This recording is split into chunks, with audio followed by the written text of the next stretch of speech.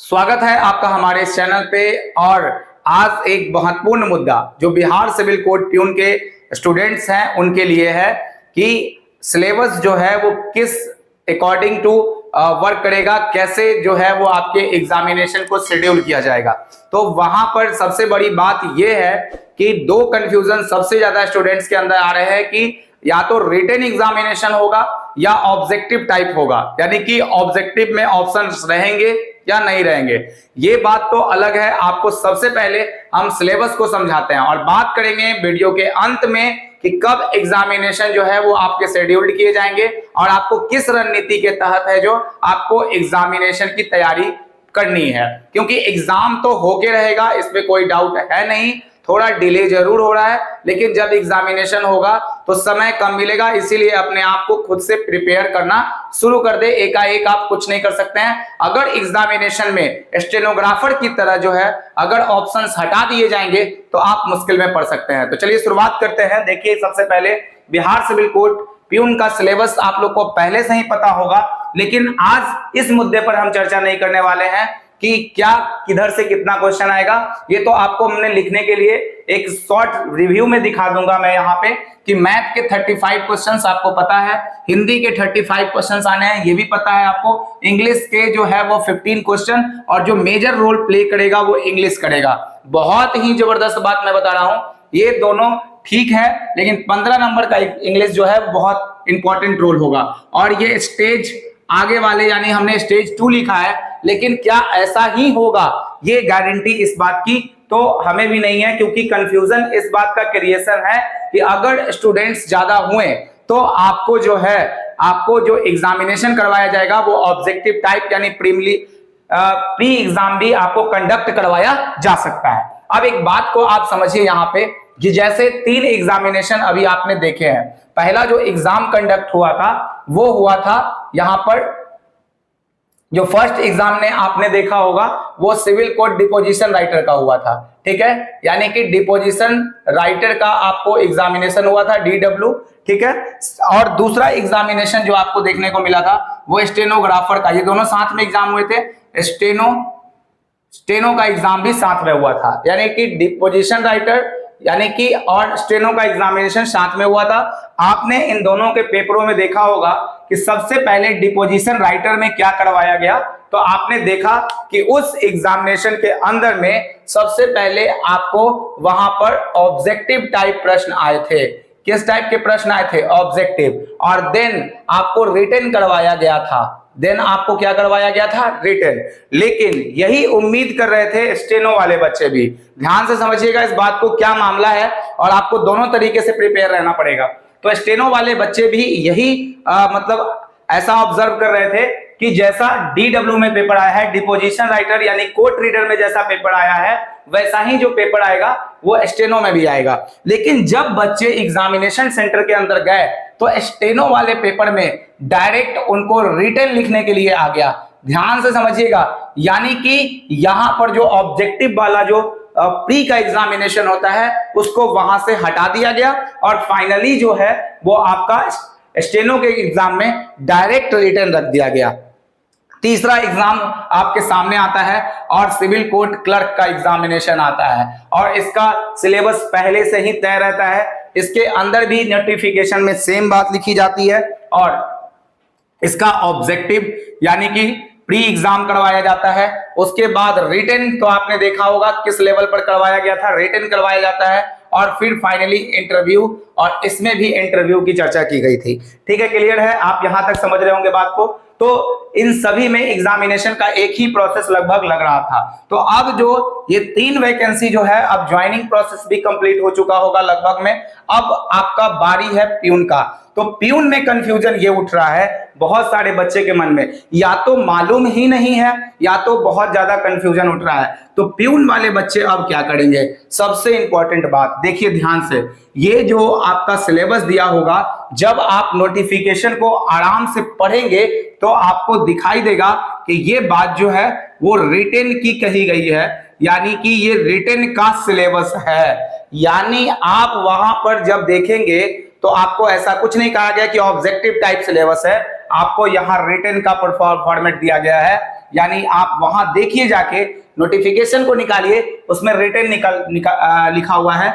अगर मैथ्स है, हिंदी है और इंग्लिश दिया हुआ है, अगर ऐसा होता है तो जैसा क्वेश्चन स्टेनोग्राफर के पेपर में रिटन आया था डायरेक्ट, उसी तरीके का रिटन आपको चौंकाने वाला प्यून में भी हो सकता है। प्यून में भी आपको चौंकाया जा सकता है रिटन का। रिटन मीन्स क्या होता है, पहले इस बात को समझते हैं। रिटन का मतलब कि जैसे 4 जो एमसीक्यू के प्रश्न होते हैं, मल्टीपल चॉइस क्वेश्चन जो होते हैं, यानी 4 ऑप्शन आपको नीचे दिए जाते हैं और इस 4 ऑप्शन को वहां से हटा दिया जाएगा। आपको जब मैथ दिया जाएगा तो सॉल्व करके पेपर में आपको क्या करना होगा, लगाना पड़ सकता है, यानी डायरेक्ट आंसर लिखना पड़ सकता है। और ये आपके लिए थोड़ा मुश्किल रहने वाला है, क्योंकि प्यून वाले बच्चों को अगर वो इंग्लिश लिखवाएंगे तो स्पेलिंग टेस्ट पर भी जाएंगे। अगर स्पेलिंग टेस्ट लिखवाएंगे तो मुश्किल होगा। उसी तरह से साइनोनिम्स, एंटोनिम्स पर आपको वहां दिखना होगा। हिंदी में लिखने के लिए आ गया तो ऑब्जेक्टिव लगाना कहीं ना कहीं आसान है, लेकिन अगर डिस्क्रिप्टिव आप लिख रहे हैं तो वो थोड़ा आपके लिए मुश्किल हो जाएगा। अब बात करते हैं मैथ का। तो मैथ में भी अगर ऑब्जेक्टिव को हटाया गया तो आपको बहुत ज्यादा जो है वो दिक्कत का सामना करना पड़ सकता है, क्योंकि आप 2 से 3 बार क्वेश्चंस को क्या करेंगे, ऑन रिपीट, ऑन बनाना शुरू कर देंगे और इसी आधार पर जो है वो आपको यहां पर दिख रहा होगा। तो सबसे बड़ी बात जो है आपको यहां ध्यान देने की है कि आपको जब प्रिपेयर करना है तो अपने अनुसार से प्रिपेयर करें, अपने सोच समझ के प्रिपेयर करें। आप ऑब्जेक्टिव टाइप, क्योंकि नोटिफिकेशन में साफ लिखा हुआ है कि अगर स्टूडेंट्स की संख्या ज्यादा हुई तो हम प्री करवाएंगे पहले, तब रिटन करवाएंगे और तब इंटरव्यू करवाएंगे, यानी कि 3 स्टेज में भी प्यून का एग्जाम लेके जाएंगे।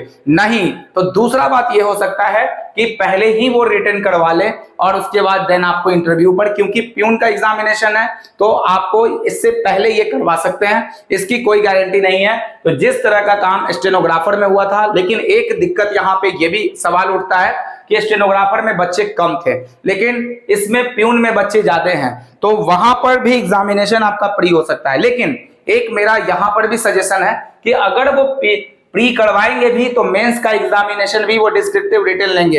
अभी से आप प्रिपेयर करना शुरू कर दें, लेट नहीं करें, क्योंकि रीजन वाइज मैं एक बात को बता रहा हूं कि अगर आप लेट करेंगे तो ऑलरेडी बहुत दिक्कत हो जाएगी। क्योंकि आप जानते हैं कि जब भी कोई भी सिविल कोड का ऑन रिकॉर्ड बात रहा है कि 20 से 25 दिन के ज्यादा मौका दिया नहीं है वो, यानी कि एग्जाम के नोटिफिकेशन, यानी कि जैसे ही आपका एग्जाम का नोटिफिकेशन, ठीक है, नोटिफिकेशन जैसे ही आ गया है तो वो आपको मौका एकदम नहीं दिया है, 20 से 25 दिन हार्डली मौका दिया है और 20 से 25 दिन में आप बहुत अच्छी तैयारी नहीं कर पाएंगे। इसीलिए आपको बहुत तरीके से, समझ से आपको तैयारी शुरू कर देनी चाहिए। मैथ्स के लिए बहुत ज्यादा प्रॉब्लम नहीं होगा, बहुत बच्चे इसमें बनाएंगे, लेकिन कोशिश करना है कि 35 में आप कम से कम 32 से 33 आप बना ही के आएंगे वहां पे, ये मेरिट में आपका काम करेगा। दूसरा बात, हिंदी यहाँ पे भी अच्छा अगर पूछ लिया गया, सिलेबस, संधि, समास, इन तरह के चीजों को वहां पर पूछा गया तो आप थोड़ा उलझ सकते हैं वहां पे। और इंग्लिश में सबसे उलझाने वाला मामला है, क्योंकि बिहार सिविल कोड के प्यून वाले बच्चे जो हैं उतना इन चीजों पर, इंग्लिश पे ध्यान नहीं देते हैं। तो इंग्लिश के सेशन पर जो हमारा सेशन अभी चल भी रहा था उसको हमने अभी कुछ दिन के लिए रोका है, क्योंकि आप लोग उतना उत्साहित भी नहीं है, क्योंकि एग्जामिनेशन डेट का इंतजार कर रहे हैं। तो आप भी लोग कीजिए एग्जामिनेशन डेट का इंतजार, जब एग्जामिनेशन का डेट आएगा तभी शुरुआत करवाई जाएगी तैयारी। अगर आपको पहले करना है तो आप कमेंट में लिख दीजिए कि पहले करेंगे, तो आप रेगुलर ढंग से रहेंगे तभी हम तैयारी करवाएंगे, अन्यथा हम बिल्कुल नहीं करवाने वाले हैं, ठीक है। तो 20 से 25 दिन का मौका आपको डेट आने के बाद मिलेगा। इस समय में हम भी प्रयास करेंगे कि आपका तैयारी हो जाए, लेकिन अभी फिलहाल के लिए आप लोग पढ़ते रहें। इसीलिए हमारे चैनल पर कोई वीडियो वगैरह आप देख रहे होंगे कि नहीं जा रहा होगा, क्योंकि आप लोग कोई ज्यादा रिस्पॉन्स ले नहीं रहे हैं। आगे बहुत सारे, आपका भी यहाँ पर एक दिक्कत है कि आपके बहुत सारे एग्जामिनेशंस पड़े हुए हैं तो आप उधर लगे हुए हैं, तो बहुत जरूरी भी है उधर लगे रहिए। वो एग्जामिनेशन से आपका ये एग्जामिनेशन, इसमें 2 चीज अलग है। अगर आप एसएससी की तैयारी कर रहे हैं तो मैथ और इंग्लिश तो जरूर अच्छा होगा, लेकिन हिंदी के लिए आपको पढ़ना पड़ सकता है। अगर आप रेलवे की तैयारी करने वाले स्टूडेंट्स हैं तो 35 नंबर मैथ का और इंग्लिश का, हिंदी का आप पढ़े होंगे, और लेकिन आपको इंग्लिश में दिक्कत हो सकती है। तो ये कंडीशन आप लोग के साथ है। चलिए, तो बात को आप समझे होंगे और जरूर इसी मेंशन पर तैयारी करें।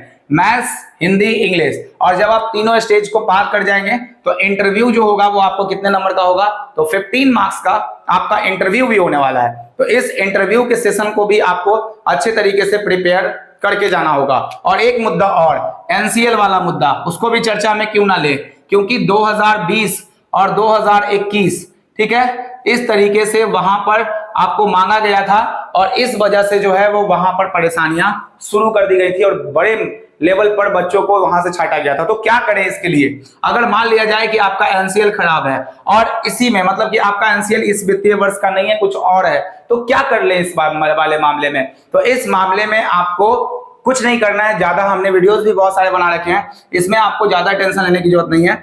कि अगर ये एनसीएल है तो आप इतना कोशिश करें कि आप यूआर के कट ऑफ को पार कर जाएं, आप यूआर के कट ऑफ को पार कर जाएं। और अगर यूआर के कट ऑफ को पार कर गए तो एक जॉब तो आपका वैसे भी पक्का हो गया। तो आपको यूआर के कट ऑफ को पार करने के लिए मेहनत करना होगा। तो जो भी सिविल कोड क्लर्क वाले बच्चे इसमें छट गए हैं तो वो यहाँ पर अगर ध्यान लगा रहे हैं, इस पोस्ट के लिए आप अगर लगा रहे हैं तो यूआर के कट ऑफ को आपको पार करना होगा, नहीं तो आप अगेन अपने कैटेगरी से बाहर कर दिए जाएंगे। एकदम क्लियर कट मैं बोल रहा हूं इस बात को, एकदम जिनका एनसीएल गड़बड़ है वो बिल्कुल तैयारी करें, लेकिन मास लेवल पर बहुत जबरदस्त तरीके से इसकी तैयारी करें। आप सिंपल लेवल में अगर आप तैयारी करेंगे तो आपको कुछ भी हासिल होने वाला नहीं है, सब कुछ मेरिट बनने के बाद भी आपको बाहर किया जा सकता है। ये सिविल कोड का ऑन रिकॉर्ड बात है, तो इसीलिए आप इस पर लगे रहें और बेहतर ढंग से आप प्यून के सिलेबस को ढंग से करते हुए तैयारी करें। हमारे चैनल पर तैयारी करवाई जाएगी, लेकिन इसके लिए आप लोग जो है वो अभी दूसरे एग्जामिनेशन की प्रिपरेशन आप ठीक से करें, क्योंकि बहुत लोग कमेंट ऐसा कर रहे थे कि अभी दूसरे एग्जाम में लगे हुए हैं। तो कोई बात नहीं है, आप लगिए उसी में। अभी बिहार एसएससी भी है, बहुत लंबे, तो जो भी मैथ्स वगैरह है वो तो सब बिहार एसएससी में आ ही जाएगा। रीजनिंग उसमें एक्स्ट्रा है और जीएस का पार्ट है, लेकिन इसमें जीएस नहीं है। तो जीएस वाले बच्चे जो बहुत अच्छे जीएस में है तो यहां कुछ नहीं कर पाएंगे, ये भी बात एकदम ऑन रिकॉर्ड है। चलिए तो फिर आगे बहुत जल्द मिलते हैं एक बहुत जबरदस्त वीडियो के साथ। तब तक के लिए बाय। अगर वीडियो अच्छा लगा है तो जरूर शेयर करें, सब्सक्राइब करें, लाइक करें। चलिए मिलते हैं अगले वीडियो में, बाय।